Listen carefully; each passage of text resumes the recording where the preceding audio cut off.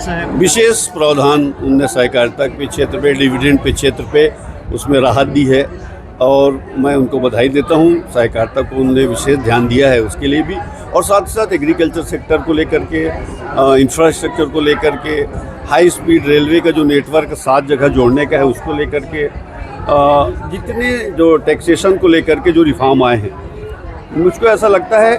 और जो एक महत्वपूर्ण विषय है कैंसर की दवाइयों पे, उस पर बड़ी चिंता करके उनने उस पर टैक्सेशन को ख़त्म किया है। अनिवासी भारतीयों को टैक्स से छूट दिया है, वो एक बहुत महत्वपूर्ण है, क्योंकि बहुत बड़े पैमाने पे पैसा विदेश से लोग हमारे कमा करके भारत में भेजते हैं। अगर उसमें टैक्सेबल हो जाए तो उसका पैसा यहाँ आता नहीं है। वो एक बड़ी सोच के दृष्टिकोण से उसको किया गया है।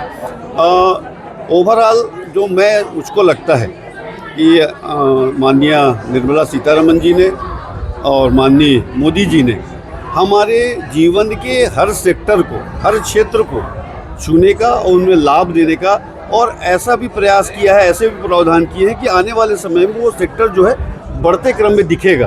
तो ऐसे बेसिक प्रावधान भी किए गए हैं। नया जो इनकम टैक्स है वो अप्रैल 26 से लागू होने वाला है, उसके लिए भी बधाई है। उसमें ज़्यादा सुविधाएं दी गई है। तो मैं आप सबके माध्यम से माननीय निर्मला सीतारमण जी को और आदरणीय प्रधानमंत्री जी को हार्दिक बधाई देता हूँ।